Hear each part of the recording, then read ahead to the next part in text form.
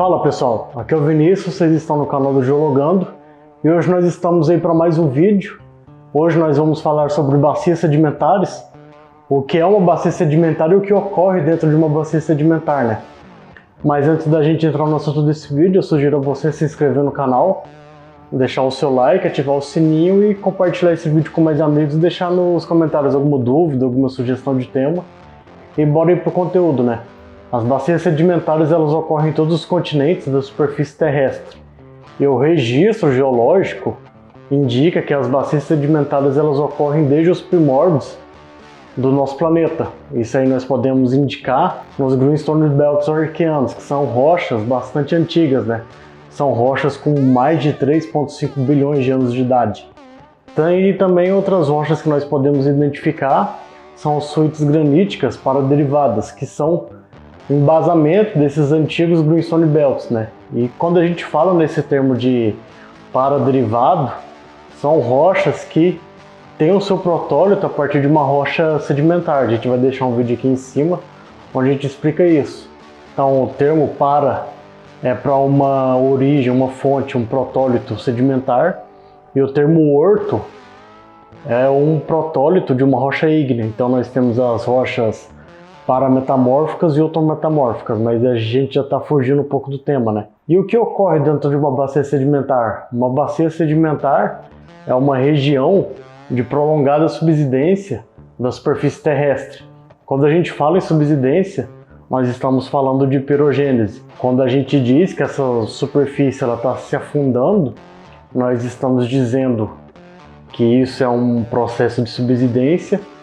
Mas se essa superfície estiver em ascensão, estiver subindo, nós dizemos que isso é sorgimento. Então é pirogênese, são movimentos verticais. Vai ter outro vídeo aqui em cima dizendo que a diferença entre pirogênese e orogênese. Mas voltando para as bacias sedimentares e a subsidência tectônica associada com outras variáveis, com outros mecanismos dentro desse sistema, sendo ele o clima, a área-fonte ou a variação eostática, que é a variação do nível do mar, permite que os ambientes de sedimentação que estão transportando e depositando esses sedimentos inconsolidados nesse caso, esses sedimentos eles vão se transformar em rochas sedimentares a partir do processo que a gente chama de diagênese. Se vocês quiserem, a gente pode fazer um vídeo sobre isso, deixem nos comentários, né? Então, nós podemos identificar como foi a evolução da superfície terrestre ao longo do tempo. Então, quando a gente diz que um determinado local da superfície terrestre era um rio, ou era uma geleira, ou era um antigo deserto, nós estamos utilizando os conhecimentos, as informações que nós temos de uma bacia sedimentar e também de outro ramo chamado de bioestratigrafia, que é a utilização da paleontologia dentro da estratigrafia. A paleontologia nos indicando como que esses estratos estão organizados ao longo do tempo, né? Como que essa bacia foi evoluindo, né? Se em um determinado tempo ela era uma bacia com deposição de ambientes continentais, ou seja, ambientes fluviais, ambientes eólicos, aluviais, ou os ambientes marinhos, né? Mas antes da gente dar prosseguimento nesse tema, né? A gente vai agradecer a Corecase pelo patrocínio desse vídeo. A Corecase é uma empresa que trabalha com produção de caixas para testemunho de sondagem, que são caixas produzidas a partir de material reciclado, né, de PET reciclado. E eles também têm uma linha de modo outdoor, seja a produção de camiseta, chapéu, boné, óculos. Então tem bastante produto interessante para você poder conhecer.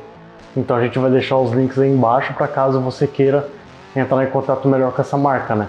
E um ponto muito importante sobre bacias sedimentares é que elas são bastante diferentes umas das outras. Apesar de uma bacia sedimentar ela estar próxima de outra bacia sedimentar, isso não significa que o seu registro sedimentar é igual ou bem próximo, né? Por exemplo, nós temos ali as bacias de antipaís do domínio andino, né, que são as bacias de Maranhão, Coayale e Madre de Deus, que fica ali na região do Peru. Quando a gente compara com a bacia do Amazonas, que é uma bacia relativamente próxima dessas bacias, já tem um registro sedimentar totalmente diferente.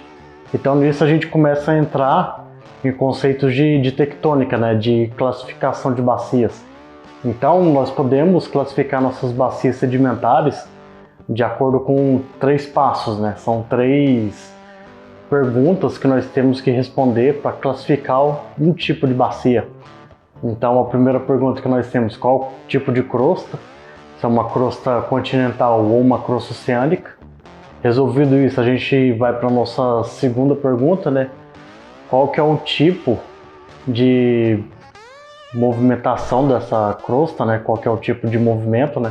Se nós estamos num sistema divergente, num sistema transformante ou convergente.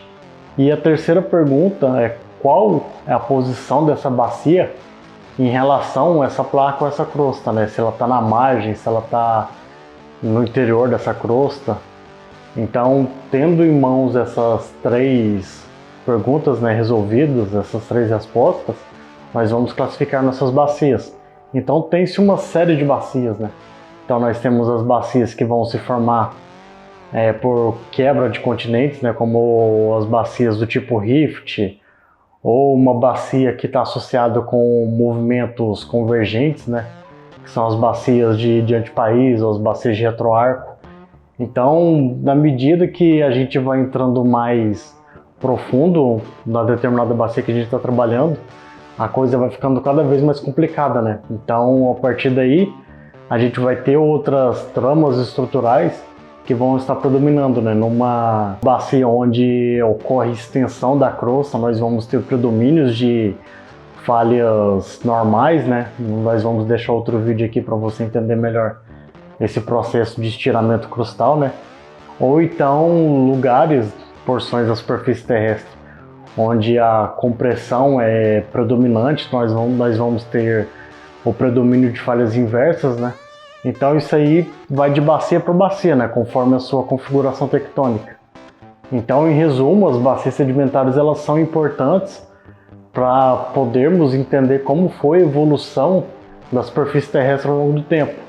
Se essa área que a gente está trabalhando era um ambiente marinho, ou era um ambiente eólico, ou era um ambiente glacial, e conforme os tipos de fósseis que nós temos ali, que aí a gente começa a entrar mais no conceito de bioestratigrafia, nós conseguimos entender como foi a evolução da vida ao longo do tempo, né? Então, como foi a sucessão das espécies ao longo da evolução biológica desses organismos.